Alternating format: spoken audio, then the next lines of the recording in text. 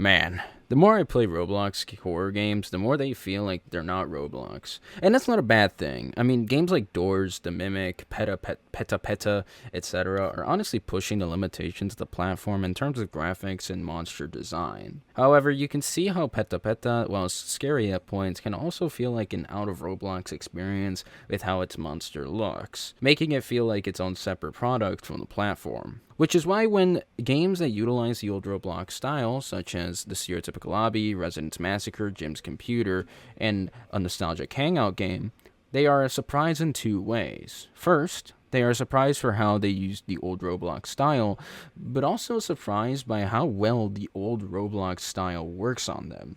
So today, let's explore these games and figure out why old Roblox works in horror. The Steeltypical Lobby is a game I think we're all familiar by now. I've covered it quite extensively on this channel, but one thing a lot of people get into that I didn't really always talk about was its old Roblox style. What I mean by old Roblox style is the usage of the basic Roblox outfits, what seems to be simplistic designs like the obstacles seen in the obby, in games that utilize it for nostalgia. However, a stereotypical obby, otherwise known as ASO, uses the old style of Roblox by throwing you off guard with it. It's stereotypical for an obby to not have a lot of thought put into it, no offense. So when you realize that this game has dialogue and the environment changes from this basic obby to a dark story or to different games, the motion that something is wrong becomes clear. It's a ruse, a deception, used by the developers to add impact to the last stages, to demonstrate what is really going on behind this game. And that's why the old Roblox style kind of works with this. I mean, the environment goes from, like I stated, a basic obby to just something completely different, and it even gets better when it comes to the bad and the minigames, as the bad ending is pretty well known by now, but it also does go to show the monster helper that is seen, being this kind of corrupted version of this Roblox noob. It almost seems like it's not even a Roblox character, but it's trying to be. And that, honestly, is even more scarier, as it's trying to impersonate what would be a basic Roblox character in the retro Roblox style. So seeing the helpers that are normal and are in the style, and also even within the game as well, later stages, them having these creepy smiles, does definitely signify that something is very wrong, but in that you were lied to, deceived at the very beginning of the game. And I think that because it's in the old style, all of these small changes really add a more impact into what you're actually experiencing when it comes to the game itself. It's trying to lure you into what the reality of the game is, being a dark game and a simulation of an obby. A side case that I would want to mention is the ANGH, or a nostalgic hangout game. This is a game that I found fairly recently that also uses old Roblox to its advantage. The name gives it very obviously gives it away that it is supposed to kind of replicate what seemed to be an old hangout game, which is why it utilizes the old style. But it is a game that uses it to kind of evoke nostalgia, as it says, and it does so relatively well. I haven't played through the whole game entirely, but it's very similar to ASO in the aspect of hiding the real story behind its facade of a nostalgic game, utilizing these simple base sets, and I think it even utilizes the base plate of the old Roblox studio, which was the house. If you've ever seen it, it is kind of utilizing that, kind of trying to dig into more nostalgia that people like old Roblox veterans and maybe even some newer players kind of had the chance to experience that this is trying to evoke. And because of that, it really uses it to its advantage, especially when things start going or start seeming to be off within the game itself, which I thought was very interesting. Despite that though, the reason I didn't put it as a case compared to rather being an honorable mention is because I think it deserves to be known, but also because I have not put a bunch of research into it, but I just still think that it is a very interesting game that also utilizes the retro Roblox style as its own, kind of forming a horror game with it. Residence Massacre is kind of a different case, where ASO, a stereotypical lobby, uses the old Roblox style to deceive the player into a false sense of normalcy. In Residence Massacre, you know what you're getting into.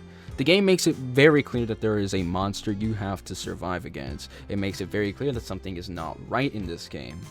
So why use the old Roblox style? And I think the reason for that is to make the monster pop out. Think about it. You see your own characters, and they're just these Roblox noobs with basic items on their head that you can wear, like a mask or a hat. And all of a sudden, outside the pitch black window, you see a monster that tries to look, that looks like a noob, right? That looks like you, like your character, but its face is heavily disfigured with knives on its hands and walking so strangely. The fact that the monster looks like a corrupted noob is what really brings it out from the otherwise old Roblox style. Everything looks normal, you know, in the style. It looks basic, the stairs, the board, the batteries, etc. But this just isn't that. It's disfigured and it's mangled. Despite that, it tries to look like it's something from this otherwise normal old scene, right? But the fact that it doesn't makes it all the more terrifying, and it makes an impact when you actually see it out of your window and you have to quickly try and get it out. You're trying to avoid this oddity within this seemingly normal world, right? Well, as normal as it can be with the old style. Where ASO uses the style to throw you off guard, this disfigures and distorts that style to make the monster pop out, so that when you see it, you'll have a reaction of fear or of haste, or of both, as you try to quickly get rid of it. Or else it'll come chasing you down with the only ability being to hide from it. Not even being able to defeat it in any way. Making it even more scarier when it genuinely tries, when it breaks into the house. Another game that I've covered on this channel was Jim's Computer, and Jim's Computer's manner of horror is very similar to ASO's. It is hiding what's really going on, but it does so in a much more effective way, I would say. ASO utilizes the stereotypes of an obby to convey the fact that something isn't right, but the fact that it also has stuff like the beginning of the game dialogue and helpers, as well as the lack of game passes on every stage, which is so common in these things, it's crazy, makes it already feel like something is off. But with Jim's Computer, you don't really get that. Sure, you get the day system, but you don't really think of much of it, especially when the game doesn't ever really show you anything scary. No, instead it's mainly trying to throw you off by having so much nostalgia packed into it, it kind of becomes really hard to tell until later in the game, which just makes it more impactful.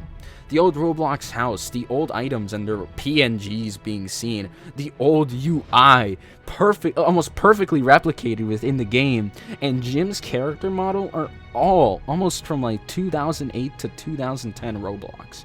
It plays off of nostalgia and how it used to look compared to what we have now. But that is what makes the nights all the more odd and all the more scarier. The moment you're thrusted into the night segments, you can immediately tell that something is wrong by the changes in the UI, the changes in the point of view, the slow movement, etc. There are still factors of the old, such as the house being models that are very closely tied to the old Roblox designs.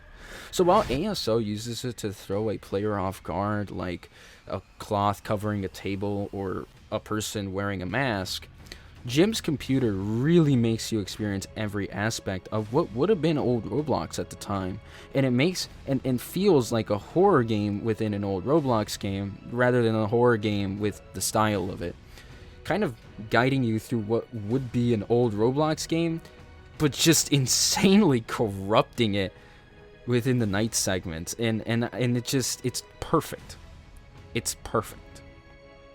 So what really makes them work, though? As I've explained, between these 3.5 cases, there's a lot that makes the old retro style of Roblox work, or the retro style of Roblox work. And most of it is the sense of antiquity that it emits. Everyone on Roblox knows what old Roblox was, even if they never played it. A lot of people tend to customize their avatars to fit it, such as being a noob, sometimes a guest, or having simple color palettes for their outfit. Heck, I mean, my avatar in older videos, which you should watch after this one, was like that. It was a simple green, white, black palette for my avatar. Because of the ease to make these characters, a lot of people got the idea as to what old Roblox might have been like, how it worked, and how it is different to modern Roblox. But as Roblox has advanced, people found the ability to kind of simulate that experience instead of just kind of thinking about it. And doing so led to people wanting to make horror out of it. The issue is that old Roblox, whilst it can be scary, with a notable example being party.exe, it is also pretty basic. So what made it work was the blend of using it as a distraction or as a deception to what was really going on in a game. It is meant to bait a person in, giving them some sense of nostalgia of old Roblox, some sense of, oh, this is old, some sense of exploration of normalcy almost, to what would have been retro, to what would have been the older style of Roblox, but in a way corrupted by having something be off in the world. A good example of the corruption, as stated, was Resident Massacre's monster. The monster literally is a representation of this corruption, as even when everything looks normal, the monster clearly is out of place with the rest, being a corrupted and disfigured noob. It is this that, to me, that makes the style of old Roblox work in horror. It is misleading you as you think it's some old or nostalgic game, only to pull you back into the current era of Roblox with the monster or first-person only sections, making it clear that while sure it has the retro style, it is far from it and has more than what we see. Another good example is a nostalgic hangout game, as in that one, I'm pretty sure you're in a simulation, and while it initially looks like an old Roblox hangout game, that's mentioned from the game's title, it goes into this kind of the aisle experience, where in the aisle, you know how it's slowly unraveled into, like, the Matrix? This game also slowly unravels the simulated world of the old game and slowly shows more behind the scenes, which typically behind the scenes is typically done with more modern Roblox models, code, and mechanics. Overall, retro Roblox works in horror as a good way to deceive and mislead one, as it uses the nostalgia felt by the old Roblox characters, models, and sets, and corrupts them, disfigures them, changes them, showing more than what initially is perceived by people. Because of the sudden corruption and change in ambience from old Roblox to more modern Roblox horror, the game develops into a unique fusion of horror, making it a scary but enjoyable experience when playing. But that is all for now. Thank you so much for watching. We have hit 10,000 subscribers during the production of this video, so I am very glad to announce that the Adopt Me Story Explained video is going to be the next video that I will be working on, and that will the next video that will hopefully be released. But till then, I hope you have a good one. Thank you so much for 10K, and I hope to see you soon in the 10K sub special.